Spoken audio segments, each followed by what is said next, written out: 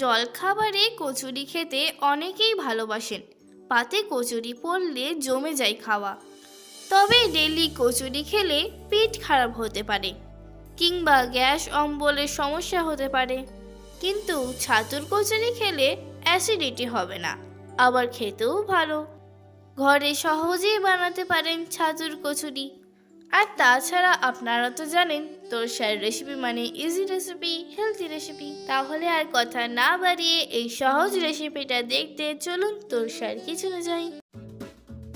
চলে এসেছি তোরসার কিচেনে। Hello friends, welcome back to my channel cook with baby Torsha, and it's me Torsa.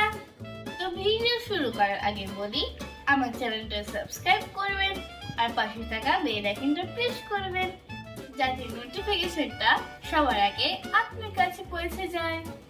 Let's get started the video.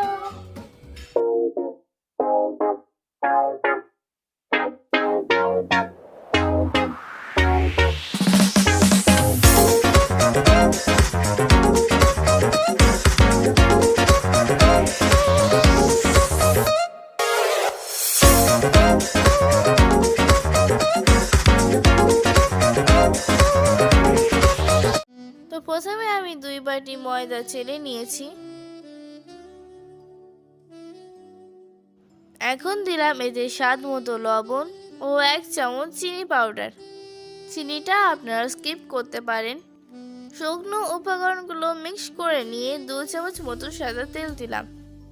লুচি ফুলকো হওয়ার জন্য সবথেকে ইম্পর্টেন্ট জিনিস হলো ঠিকঠাক ডো রেডি করা। না ঘাবড়ে যাবেন না, একদম ইজি। এই দেখেন, এটা মুঠো করা যাচ্ছে। আপনি এর থেকে বেশি তেল দিতে পারেন, কিন্তু এর থেকে কম দেবেন না।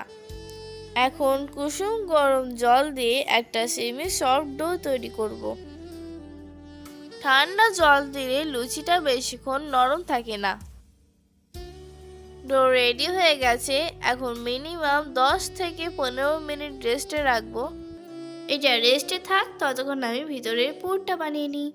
তো এখানে আমি পেঁয়াজ আর কাঁচা লঙ্কা ফাইন চপ করে নিয়েছি, আর একটা গোটা পাতি লেবু নিয়েছি। দিলাম স্বাদ মতো লবণ, আপনারা চাইলে চিনিও দিতে পারেন।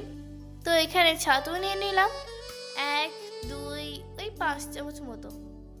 এই যে দেখছেন চামচটা, এই চামচটার মাপে নিলাম। এবার লেবুটার রস বের করে দিয়ে দিলাম। এবার খুব ভালো করে মিক্স করে নিচ্ছি। পেঁয়াজগুলো কিন্তু একদম কুচি কুচি করে কাটতে হবে, না হলে বেলার সময় চাপ দিলে লুচি ফোটা হয়ে যাবে। তো ফিরে এলাম 15 মিনিট পর। এখন হাতে একটু সাদা তেল লাগিয়ে আটাটা আর একবার মালিশ করে নিচ্ছি। এবার লেচি কেটে নিলাম। একটা লেচি হাতে নিয়ে এইভাবে আঙুল দিয়ে চেপে চেপে একটা বাটির মতো তৈরি করে নিলাম। এবার ছাতুর যে পুরটা রেডি করেছিলাম সেটা চামচে করে নিয়ে ঠিক এর মাঝখানে দিলাম। খুব বেশি ঠেসে ঠেসে ভরবেন না, না হলে ভাজার সময় ভিতরে তেল ঢুকে যাবে। তো আপনারা দেখতে পাচ্ছেন, এভাবে খুব সাবধানে কভার করে দিলাম। আরে, এটা তো মোমো তৈরি হয়ে গেল। হা, ছাতুর মোমো খেয়েছেন কখনো? যাই হোক, তারপর এইভাবে হাত দিয়ে চেপে বরাবর করে দিলাম। তো এইভাবে সবগুলো রেডি করে নিলাম। আর ছাতু খাওয়ার যে কত উপকারিতা আছে সেটা আশা করি আপনাদেরকে বলে বোঝাতে হবে না। ছাতু খেলে গ্যাস অম্বল তো হয়ই না, আবার গ্রীষ্মকালে পেট ঠান্ডা রাখে। এবার ভালো করে তেল লাগিয়ে নিয়ে খুব সাবধানে লুচি বেলে নিচ্ছি। দেখবেন যেন ভিতরের পুরটা বেরিয়ে না যায়। এই যে দেখেন, এই রকম বেলতে হবে, খুব পাতলাও না আবার খুব মোটাও না। লুচিগুলো বেলা হয়ে গেছে, এখন ভেজে নেব। তেলটা এখানে বেশি পরিমাণেই দিতে হবে, কারণ ডুবো তেলে ভাজতে হবে তো। আর লুচিগুলো মিডিয়াম টু হাই হিটে ভাজতে হবে। উল্টে পাল্টে ভালো করে ভেজে নিচ্ছি। ভাজা হয়ে গেছে, এবার তুলে নিচ্ছি। বাড়িতে গেস্ট আসলে এভাবে একবার বানিয়ে দেবেন, দেখবেন আপনার প্রশংসা বন্ধই হবে না। বাই দ্য ওয়ে, এখনো পর্যন্ত যারা আমার চ্যানেলটা সাবস্ক্রাইব করেননি প্লিজ সাবস্ক্রাইব করে নেবেন। আর যারা ফেসবুক থেকে দেখছেন তার পেজটাকে ফলো করবেন। আর যারা আগে থেকেই করে গেছেন তাদেরকে অনেক অনেক ধন্যবাদ।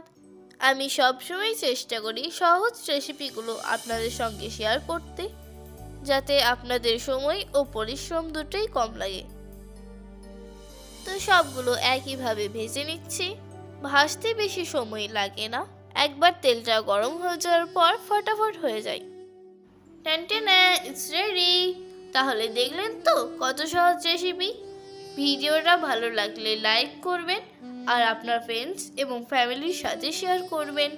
দেখা হবে পরের ভিডিওতে নতুন কোনো রেসিপি নিয়ে। টিল দেন টাটা, ভালো থাকবেন।